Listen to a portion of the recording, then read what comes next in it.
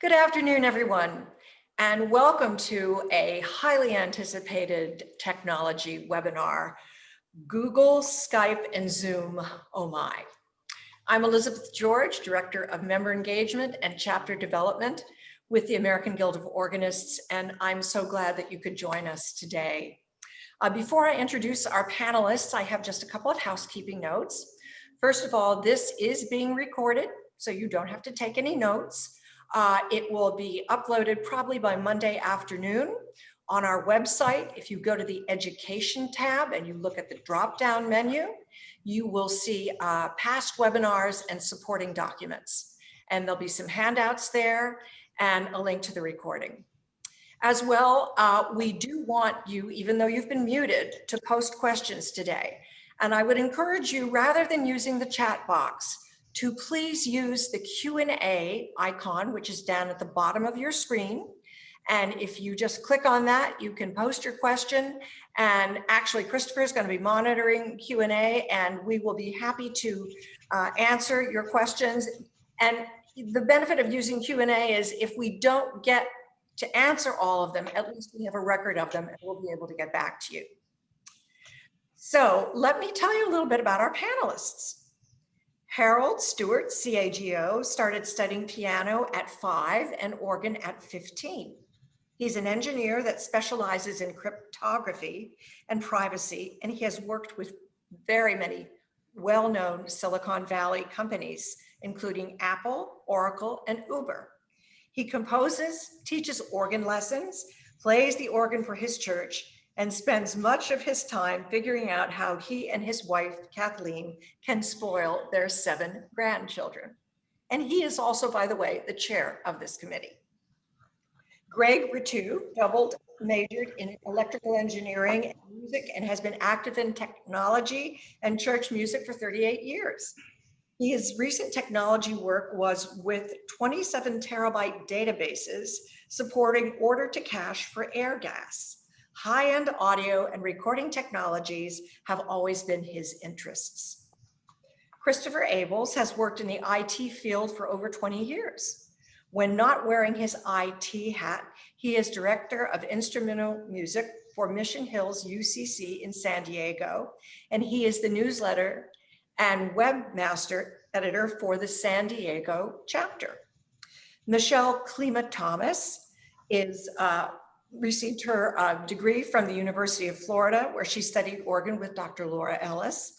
And she is currently the cathedral administrator of the dean of this, cathedral administrator at the Cathedral of St. Peter in St. Petersburg. That makes sense. And also what makes sense is that she's dean of the St. Petersburg chapter. And she seeks to make technology relevant and accessible to all who need it. So I think I have introduced everybody properly. What I'm going to do now is just let Harold take over and start the show. Hello, my name is Harold Stewart. I'm the director of the AGO Technology Committee, and it's my pleasure to welcome you to this seminar. In the past few months, my fellow committee members and I have spoken with guild leaders from across the country about how they can implement their chapter's programs online when in-person meetings are not available due to COVID restrictions. The purpose of this seminar is to give you the tools that we have shared with them so that you can use them to improve your online meetings and events.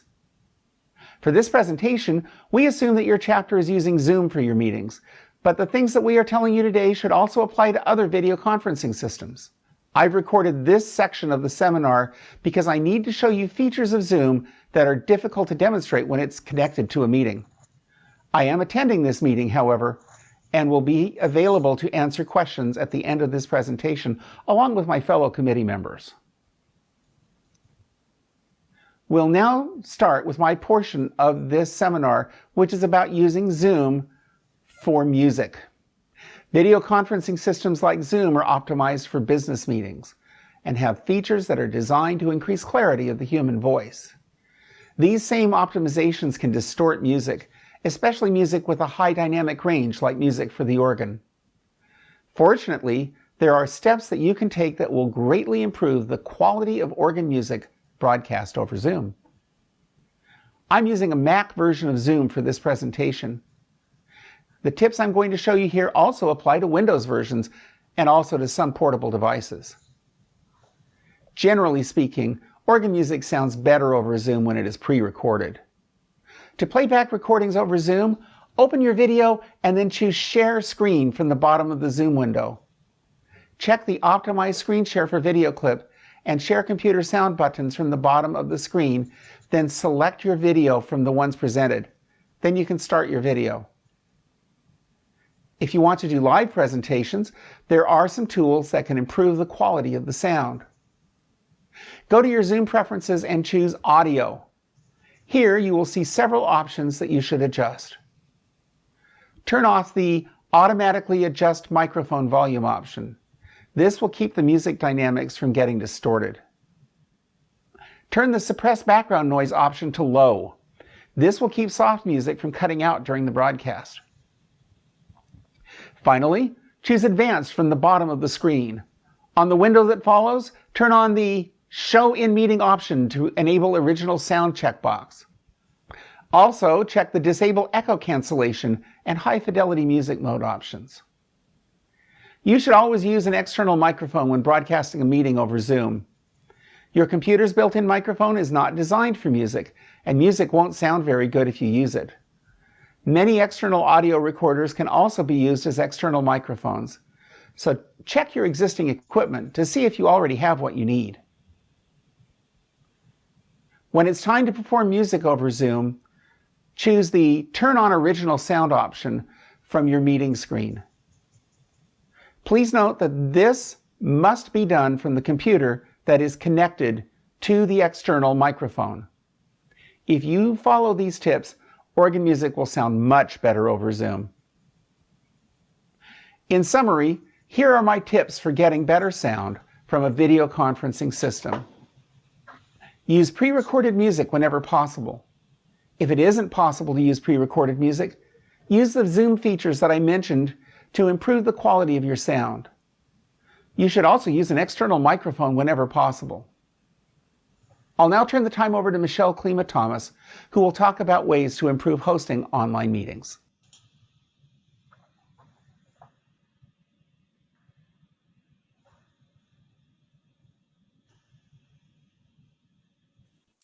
Okay, here we are. Hello, everyone, and slightly less formal than Harold is, but I'd like to walk you through some things that will make hosting an online meeting a lot easier and a lot more efficient, depending on what you're using that meeting to accomplish.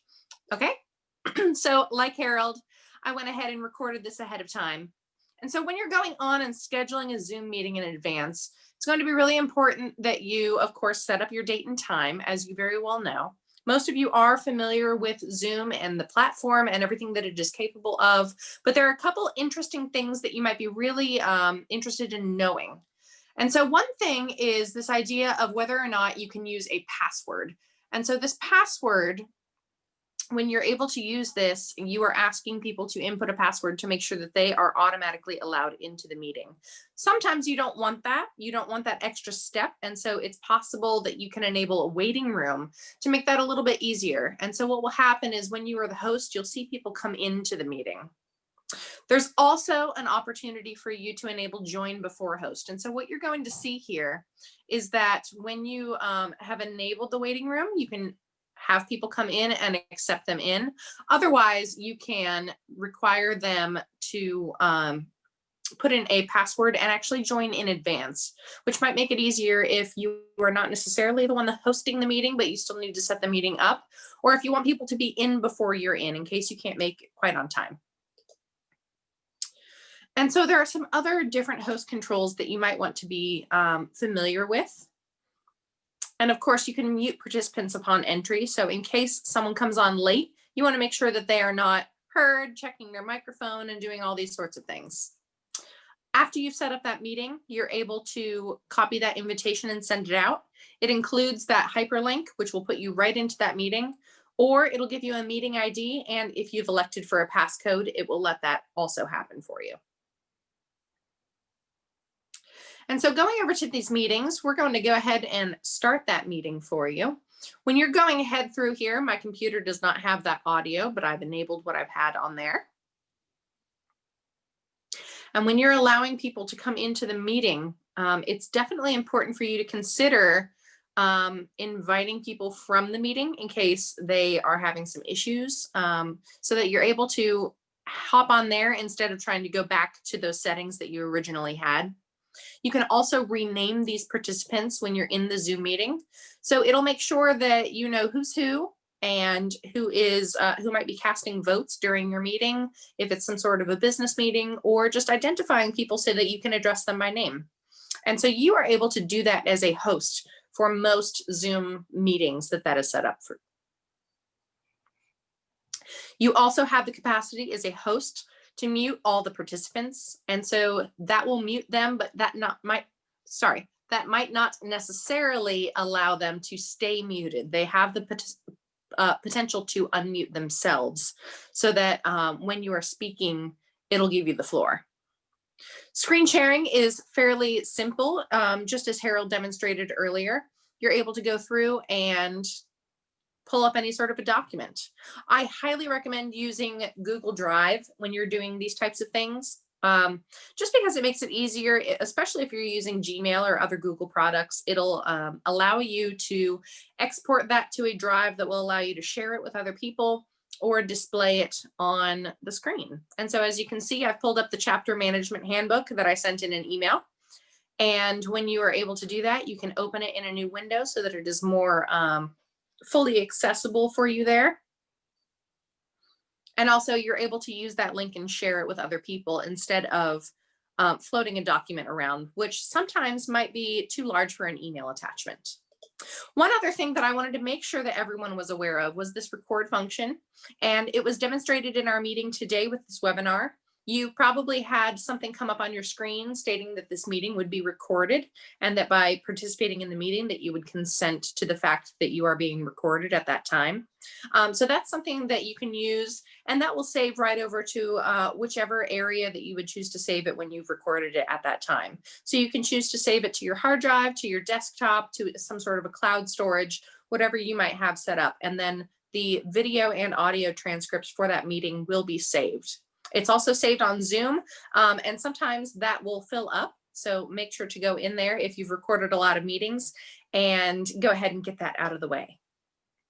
Also, when you're doing Zoom meetings in any form, if it's a larger format type meeting, just like this, it's the ability to have a host and to have somebody actually monitoring things for you and moderating the meetings is really important. So making sure that you have someone that's available to ask those questions and to bring that up at certain points in the meeting that you think are necessary is a really good idea. And so appointing someone for that function during the meeting is recommended if you're having something in larger quantities of people. You can also pass the host off to another member. So as you can see, I made someone else, our AGO member, a host for the meeting temporarily, but as you are the original host, you can take back that function if it's required. But giving someone else the host ability will allow them to share, to screen share, and to mute, unmute, rename, etc. Those normal host functions that take place during the meeting. Another thing that happens here is you can use the hand raising function. And so allowing yourself to, you can go ahead and click on yourself and the hand raising function occurs and the host is able to see that for you as well. And you can see that demonstrated there. And so that's most of the very important things that you would like to know when you are hosting a Zoom meeting and doing all of those things, making sure that whatever the meeting format is, that it is helping you achieve what's needed out of your meeting. So if it is some sort of a speaker thing like this, a webinar function might be the best option for you because it will allow the participants to be hidden and to submit questions as needed. Whereas a normal Zoom meeting, that sort of family style, would allow you to have a more interactive conversation with those people.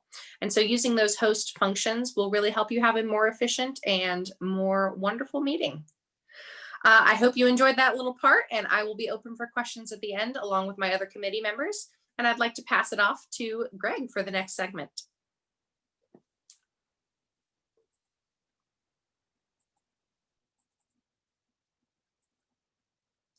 Okay, well, greetings to everyone from the suburbs of Philadelphia.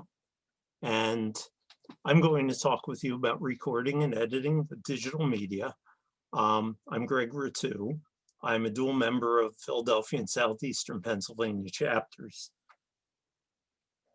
What we're going to cover is some basic techniques, of course, recording, then this minor problem of transferring the data to your PC, and then editing it and saving it as an MP3 file. I'm going to walk you through PowerPoint slides first, and then I'll do a brief demonstration.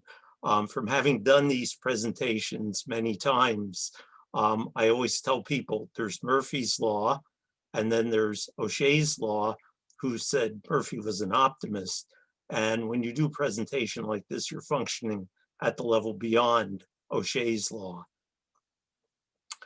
At any rate, the process flow, this is the pictorial version of it. You can see you first record, then you transfer data, and then you use a tool like Audacity or Debut to edit, and finally save the data as MP3. And then Chris is going to talk a little bit about how to get that data somewhere that you can use it.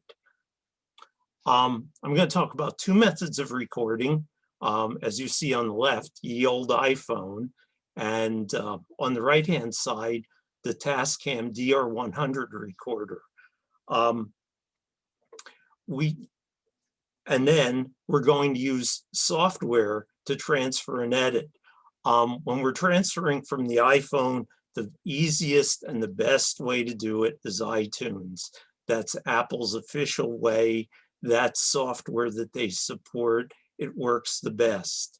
I have seen all kinds of other programs that say you can do this and do that and do that. And by the way, they rifle through your contact list and all kinds of other things while they're running. So we don't use those. Audacity is a program that's available. It's available for Linux, it's available for Mac, it's available for PC, and this is a very, very good job at editing.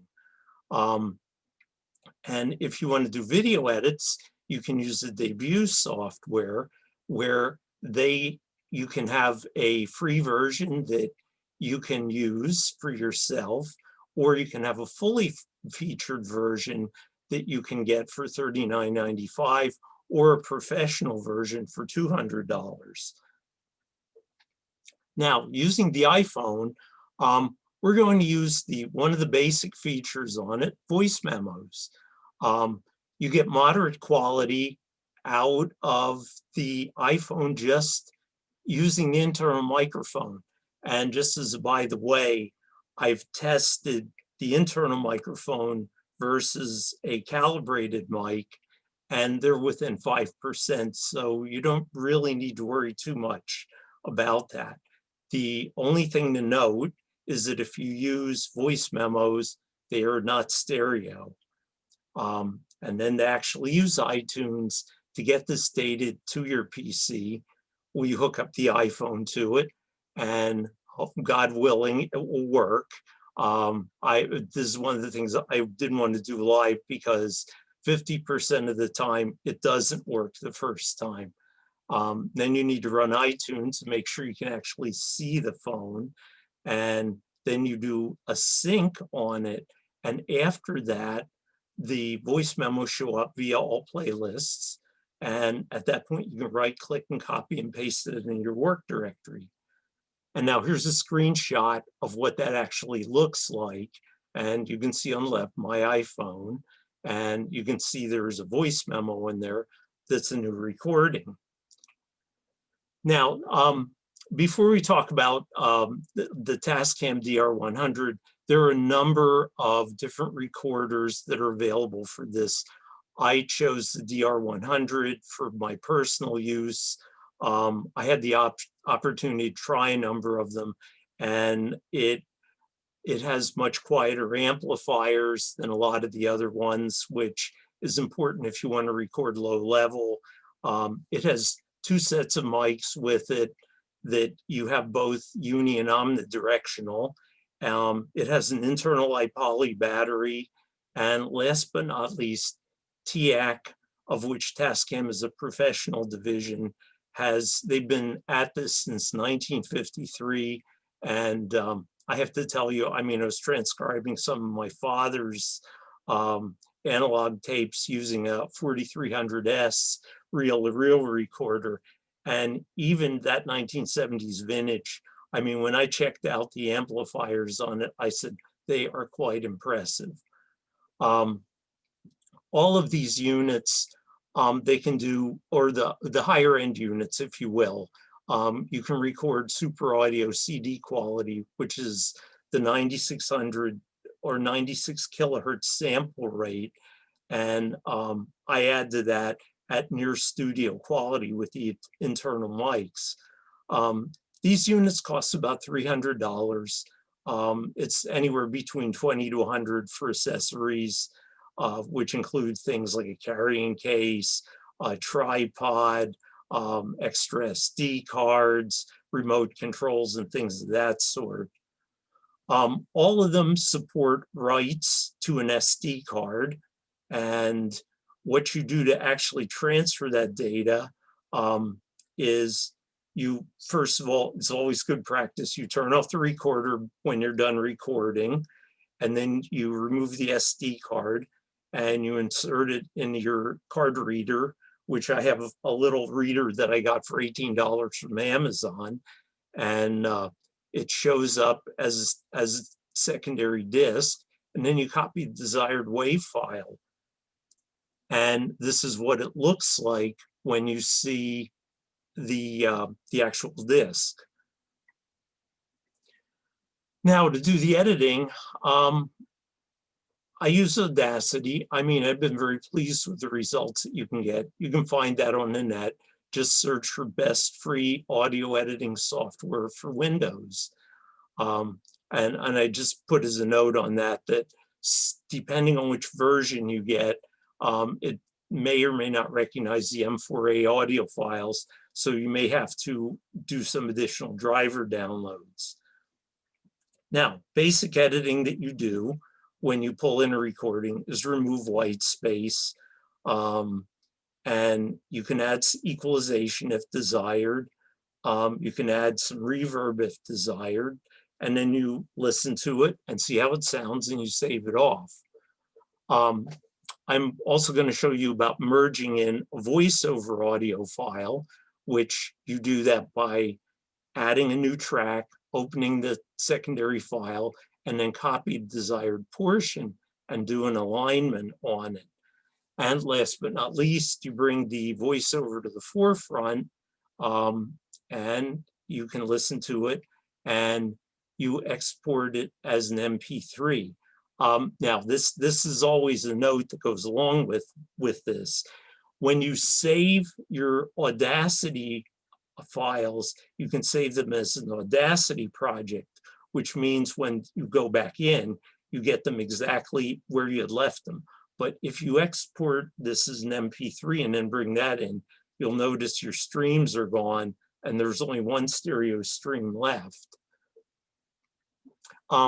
Just a few general recording and editing considerations.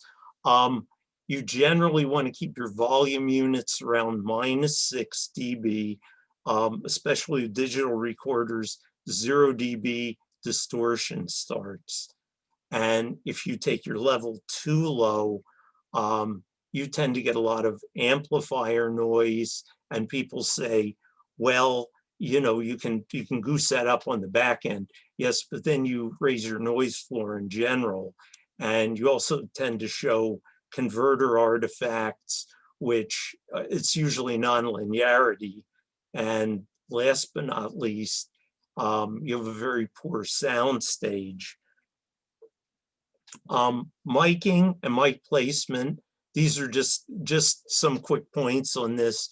Unidirectional mic usually works best for instruments and instrumental solos, and you can use Omni mics for choral work and place the recorder close enough so that you do get decent volume, but at the same time not so close that you lose your blend and you hear individual voices.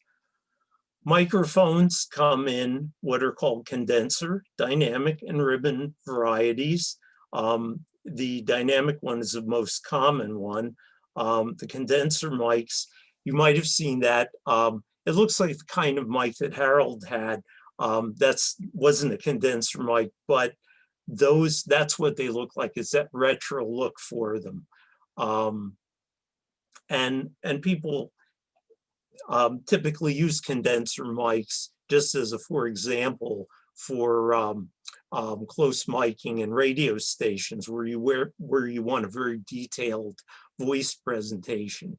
The dynamic ones, you'll find things like the Shure, their legendary SM58, which has been heard all over the world for different things. That's a cardioid pattern pickup, and it's the most recognized audio microphone, if you will. Okay, so now we go over to demo land. First, I'm going to take you into Audacity for a moment, and I'm going to show you this. These are both streams that I had pulled in. And let me play this for you so you can hear what the finished product sounds like. Mesdames et messieurs, nous vous souhaitons la bienvenue de Philadelphie. Nous espérons que cette présentation vous sera utile pour vos projets technologiques.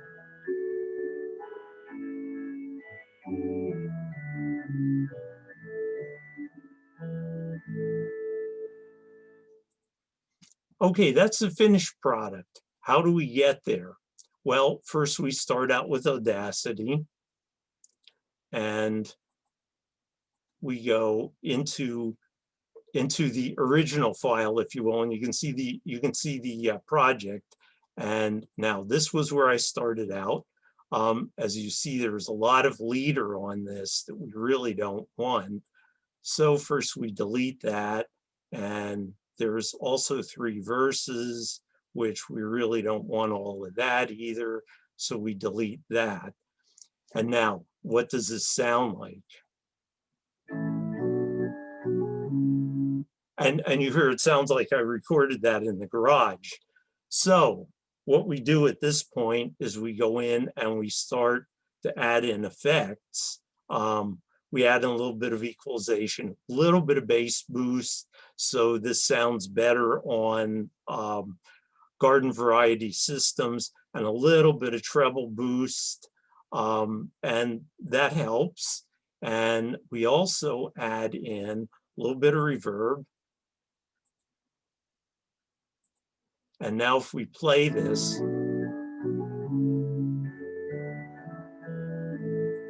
now I'm not sure how much of that you heard, but here you can hear that it's subtle, but it adds a little bit of depth to it.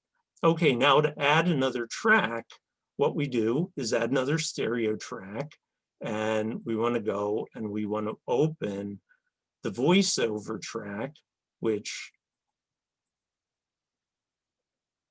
okay, now we have a secondary track.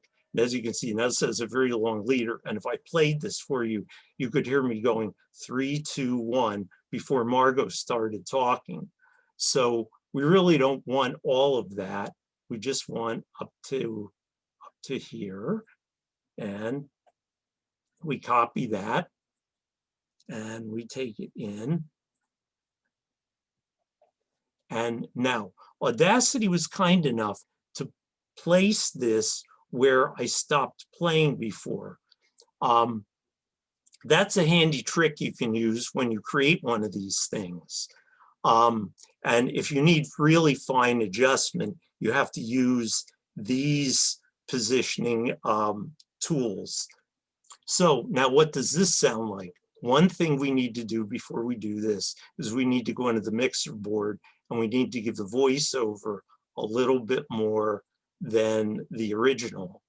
And now if we go back and play this. Mesdames et messieurs, nous vous souhaitons la bienvenue de Philadelphie. And when we're ready, when you're happy with it, okay, now we go into export and we can say, well, first we save the project. And so we have a copy that works. And then we go into export and export it as an MP3. And it will take these things and compress them. Let me open that up just so you can see what that looks like. Whoops, sorry.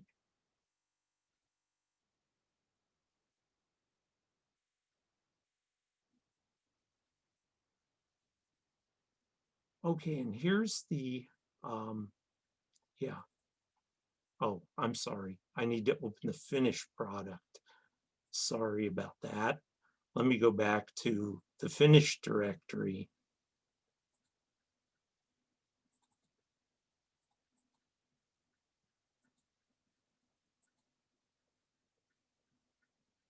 Okay, and there you see that's the merged streams. So this is what you do when you want to create these kind of things. And now we'll go back to the PowerPoint for a moment.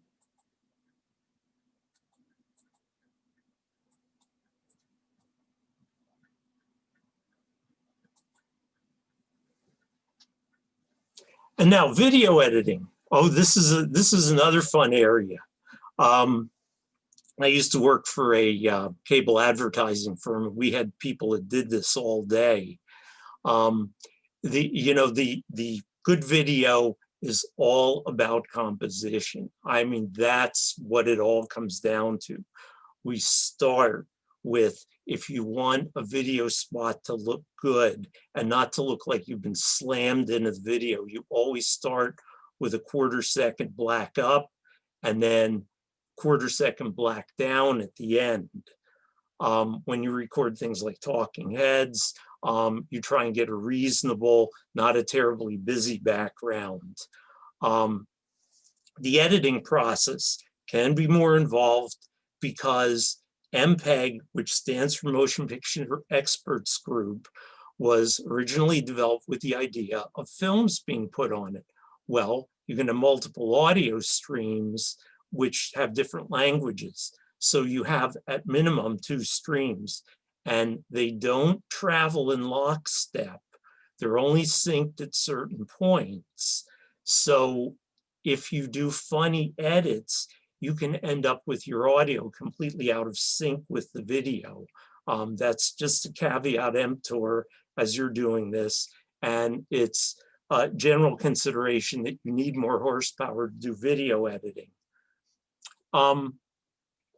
Okay, that's basically what I have to show you. My concluding remarks about this are always keep your software and hardware up to date. Being a native Pennsylvanian, out-of-date software is like abandoned coal mines. People love to come in and explore. So good luck with your recordings and drop me a line if you have questions. And so now I pass this over to Chris.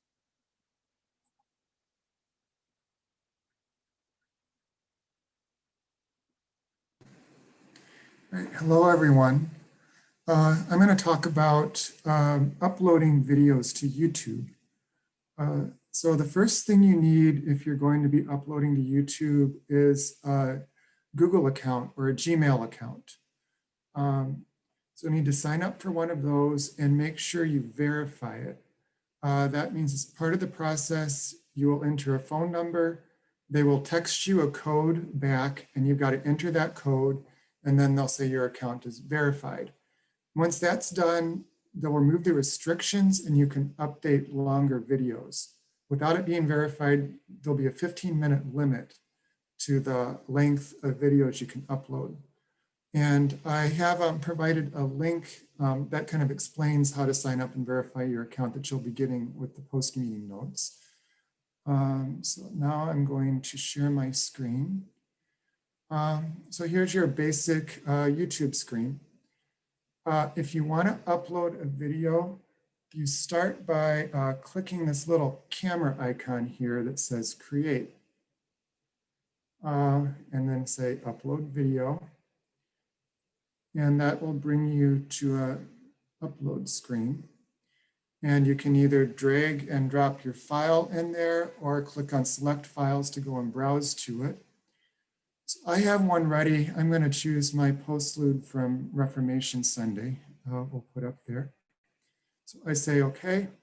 It will think for a minute and bring you to this details screen. And if you notice at the bottom here, there's a little progress bar. So there's two steps that's going to happen. First, it's going to upload the file itself, then it's going to process it. And the longer and larger your file is, the more time it's going to take in each of those steps. But you don't have to wait for it to finish. You can continue typing in information into these forms. You also, where it says uploading video here on the right is another indication it's working. So while we're waiting for that, I'll go ahead and give it a title. It's a Mighty Fortress, your standard Reformation piece. And you can say a little bit more about it. So that was my awesome postlude. The thumbnails, this will populate when it's done processing the video. But we can continue on completing the form and come back to that. The other question you have to answer down here is if it is made for kids. It has different restrictions around how they treat content that is geared towards children. In this case, it is not made for children. It is completely appropriate for children, but they're not our target audience. So the answer to that is no. So once you answer that, we can go on to the next step, which takes us here to video elements. This screen is talking about embedding links into your video that people can click on at different parts. That's a little more of an advanced topic than I want to get into today. So we're going to skip over that and go to the third section, that is visibility. This is the most important part to answer when you're uploading videos. You basically have three options. You can make the video private, and that means you explicitly give people permission to view it. If you're going to do that, they have to have their own YouTube or Google or Gmail account. I have never used that, but that is probably the tightest security you can put on any videos there. The other option is unlisted. That means it's not going to be published on your channel. The only way people can see it is if you send them a link. So on another tab here, I have a view of my YouTube channel. These are the videos that are currently public. So anything unlisted won't be shown there. And if people go up here and try to search for the video, they're not going to find an unlisted video. Unlisted is what I use the most. It's handy, like if I want to record an accompaniment track to send to a soloist or an instrumentalist. You know, I can put it up there, I send them the link. I know they're the only ones that can see it. You know, they can record the part I want them to record and practice, you know, send the recording back to me. It's also useful, like for chapter communications. If you've got a video, you only want to go to your membership, you can do it unlisted. The general public won't be able to find it on the web, but you can include it in an email out to your membership or in a newsletter. And you know, your members will be able to access that from the link. And that is the link that's showing here underneath the video. That is what you would send. Just a word of caution with that link is when you send it to somebody, they can send that to a third person, and that third person could watch your video. So you don't have total control, but it is a lot more restricted than just making it available to the general public. And your final option is a public video. And that does make it available on your channel. So like over here, if it's public, it will show up here. And if people start searching for, you know, terms you typed in the description or, and your title for it, they'll be able to find it. Another cool feature that can go along with making it a public video is a premiere event. And that is the very first watch of it is done with everybody together. If you start the premiere and it's advertised on your channel, you can also send out links to people to invite them to it. But if you start it and they join in 10 minutes into the premiere, they're going to see the video 10 minutes in progress. And everybody watching the premiere watches everything at the same time. There is a chat feature on YouTube. So during premieres, people can talk to each other in that chat feature. They can say hi to the other people watching. They can make comments about what they've seen. If a performer just finished, they can say, hey, that's a great job. So it really makes it a nice shared experience. And you can schedule that. That's what the schedule button is. And you can set it for Saturday at 10 a.m. Check set as a premiere. And now if they go on your channel and see, oh, you've got a premiere scheduled, and if they click on it ahead of time, it'll give them a countdown to when the premiere starts. So then right at 10 a.m. Saturday, when you have it scheduled, the video will start. And that first watch through at 10, everybody will see everything at the same time, can talk in the chat boxes. And then once that premiere is finished, it just becomes a standard YouTube video that people can watch whenever they want. And if you start it, whatever time you start it, you start at the beginning and you can fast forward, back up, and watch it that way. So we see here at the bottom, the processing has finished. So we can go back to that first details tab and take care of the thumbnails. YouTube will give you 3 stills it grabbed from your video. You can pick which one you like the best. Or if you want to upload your own picture, you can do that at upload thumbnail. And that'll be the little picture that shows with the video. So once you've chosen that, you go next, go back to visibility. And we're going to make this demo an unlisted one for now. And click save. It will kind of think for a minute and come back and say, hey, your video has been published. Here is your link. Make sure you grab a copy of that, because since it's unlisted, that is my way to share it with people. When you close that, it'll bring you to your list of videos, and you'll see my Mighty Fortress is showing at the top. And if you forgot the link, you can go in and click on details, and it takes you back to that same window where we just answered all the questions, and you can grab it. The last thing I want to point out is under restrictions, sometimes you'll see copyright claims pop up. And where that will affect you is if you're trying to make money off your channel. YouTube calls that monetizing your channel. If you've got a copyright against the video, you can't make any money from it. But to be honest, with the work I do for my church and with our AGO chapter, I've never tried to make money off of any videos. I don't make the viewership minimums to do that. And it's never my purpose of sharing videos is to make money.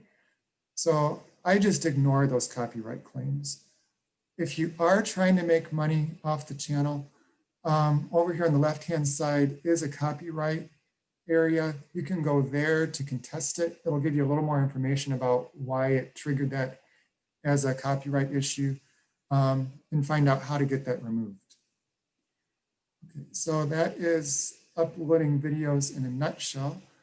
So now we're going to move to the Q&A portion of our presentation.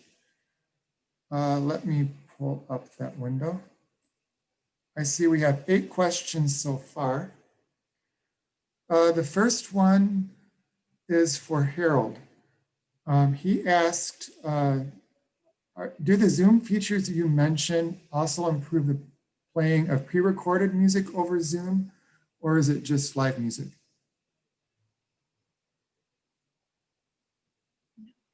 I'm trying to figure out how to get this thing off of mute. There we go.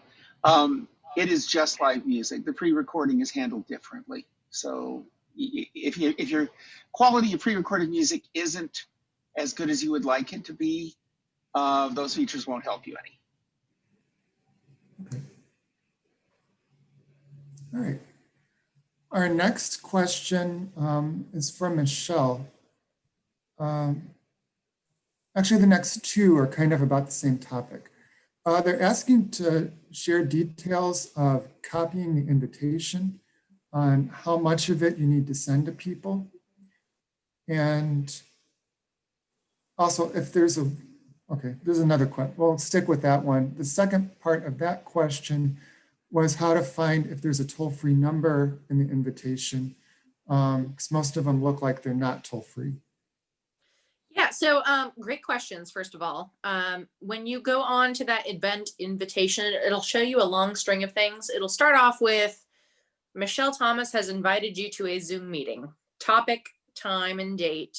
And then from there, there's access information. So it's structured for you to send the email as it is. So you can copy and paste the whole thing. And a lot of people are really accustomed nowadays, especially given the circumstances, to receive that whole invitation and just taking the information that's necessary for them. Personally, I just want the link to get on, and I copy and paste it into my own calendar.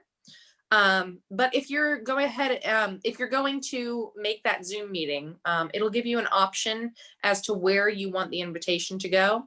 And so I usually click other, because there's an option for Google Calendar or Outlook Calendar.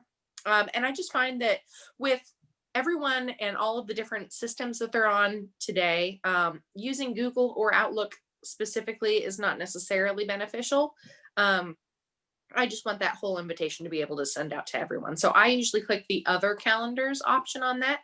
And from there, it pops up that whole text dialogue, and I either copy it all, select it all and copy it, or there's an automatic copy to clipboard button that's on the bottom of the invitation. So like I said, a lot of people are accustomed to receiving the whole invitation. I only look for the link most of the time. Sometimes you have people that want to go on and just type in the ID and the password. That's okay too. So I would just send the whole invitation out. And in terms of the toll-free numbers, if it is a toll-free number, it will indicate that after it lists the number. So lots of those numbers, I usually see like 2 or 3 when I'm sending out an invitation. Some of those numbers are toll-free. And if it does not have that toll-free parentheses next to it, then it's not a toll-free number. If I could add something to that, I actually have, I pulled it up here. Hold on just a second. This is what a typical invitation looks like. You won't see a lot of toll-free numbers, and the reason for this is simple. Cell phones have made toll-free numbers kind of obsolete.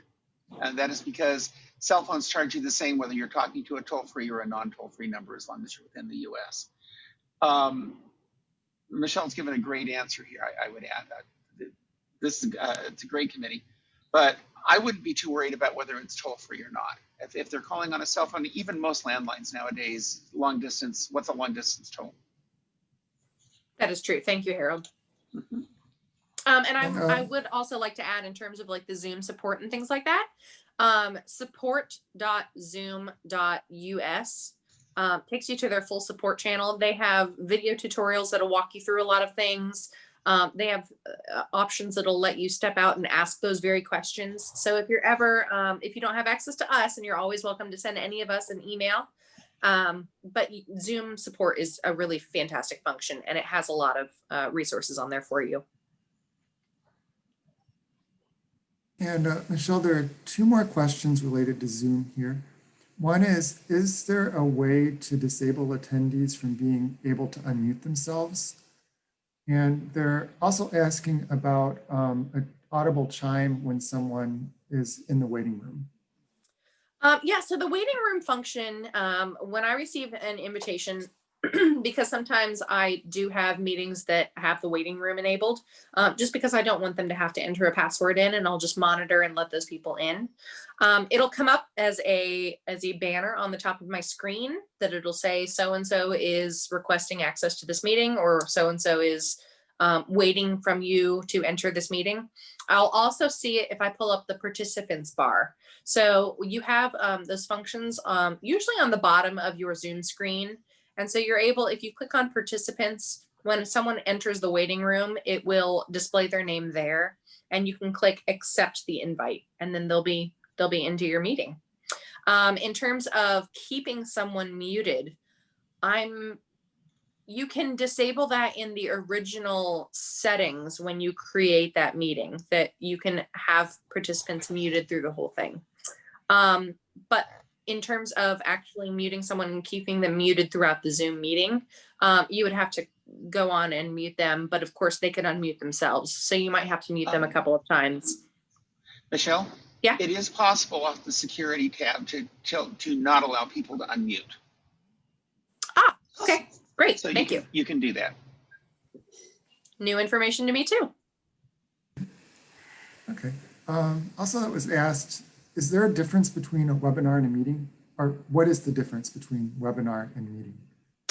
So webinars are under a different plan pricing to be able to host webinars. A meeting, this is an example of a webinar. So the presenters are the only ones granted access to actually showing video and to having the full abilities of that meeting. So you as a participant are able to ask questions and are able to participate in the chat because we've enabled that function.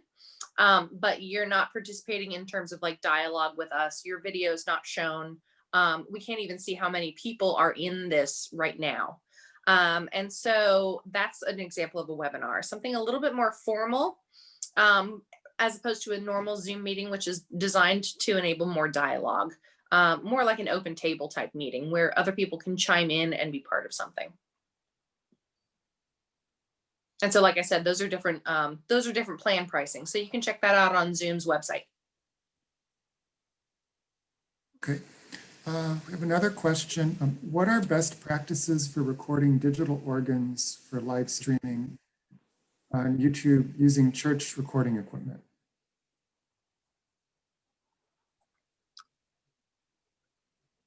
I do that all the time for my church, although I think Greg probably has some things he'd like to do. I recently attended a webinar put on by the Allen Organ Company where they strongly discourage you directly connecting the organ to your audio equipment. I would agree with that. It sounds well, it is artificial, but it sounds even more artificial if you do that. You lose a lot of the ambiance and the reverberation of the room and things like that when you do that. It's very similar to recording a pipe organ. You want to put the microphone back a little bit. It depends if you want stereo or not. If you have stereo, you want to have the two microphones at 90-degree angles pointed at each other. The other thing I would recommend is that you work with your sound person and the organist together so that the audio level is not set too high, or you'll have distortion called clip distortion, which is really, really nasty to listen to. Those are some of the best practices. Greg, do you have any additional comments? I guess when it's exactly what you were saying, that you don't want to connect the audio feed live to your recorder, because not only do you lose room ambience, but there's in the speaker technology that's used for digital organs, the crossover structure is very, very different from your standard consumer variety. So you lose a lot of that. And I would tend to agree with folks from Allen that the results would not be all that good.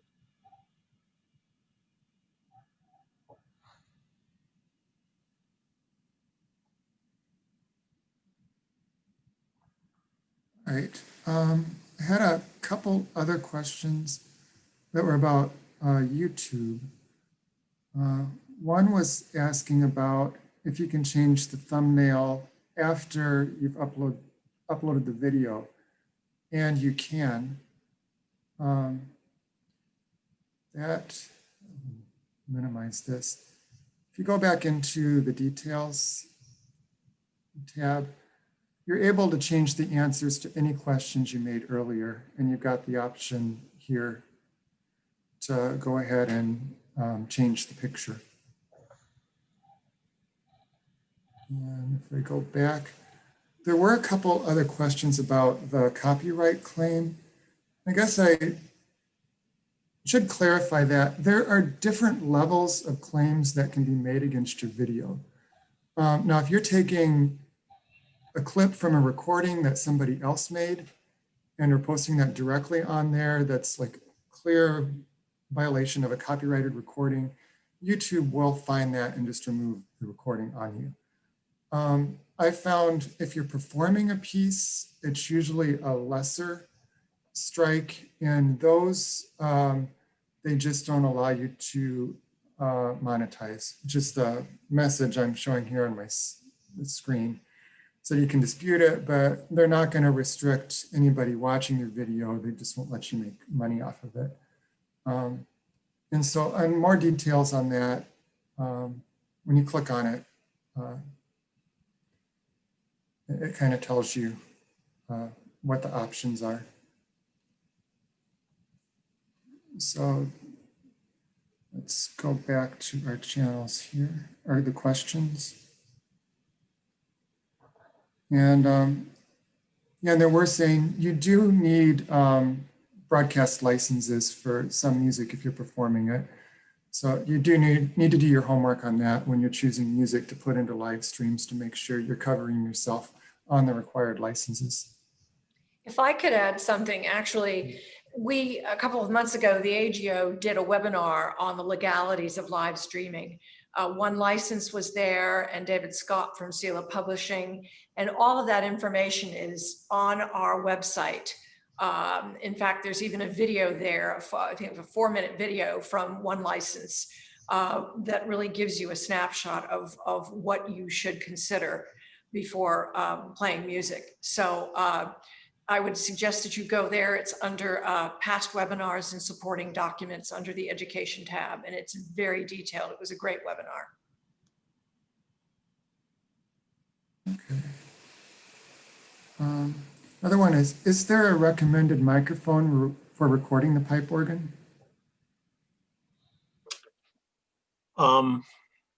Boy, that one's a tough one because there's so many good instrumental microphones out there.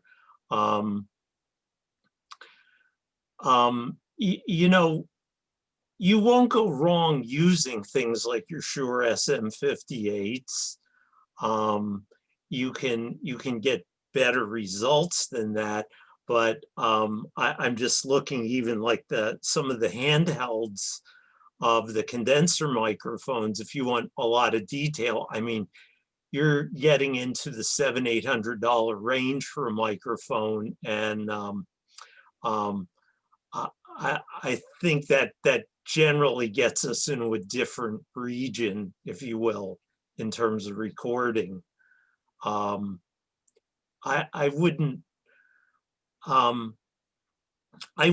look for a good unidirectional microphone that has relatively flat frequency response, because, for example, you're going to find out that things like vocal microphones do roll off at higher frequencies than you would want to get a good presentation of the pedal division of the organ.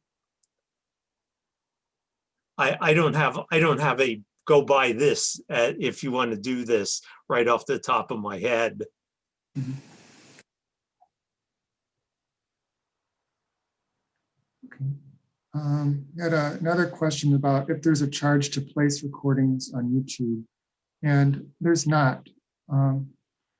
There are different membership levels for YouTube that has to do with if advertisements will show up while you're watching videos, but to just put a recording up there, it is free. And you know, we're coming up on an hour. A couple people asked about if there's going to be handouts, and we do have some information that's going to be shared post-meeting. We will also, there's several questions we haven't gotten to. We will answer those, and get that information out to all the participants. I don't know. I want to thank Michelle and Greg and Christopher and Harold. What a great webinar. I learned some new things. I called myself the Zoom Queen, and I cannot refer to myself as the Zoom Queen anymore. I think Michelle is really the Zoom Queen. But I can't thank you all enough. This was such an incredible webinar. And everyone, we will, if we didn't get to your questions, we will post the Q&A, the additional questions with the handout, with the link to this recording, probably on Monday afternoon. And I just want to remind our chapter leaders that there is an upcoming town hall, chapter leader town hall, on Friday, December 4th. We've been trying to do these every couple of months. It's particularly during these times, it's a great way to stay connected. And we will be featuring some of our regional counselors, and Joshua Freeman, who is our Chief Technology Officer, may be talking a little bit about our new website. So the invitation has gone out. We will resend it again, but I encourage you to, if you can at all, join. It's going to be at 4 p.m. Eastern Time on the 4th of December. And then that will stop the rest of the webinars for December, because we know you'll have your hands full.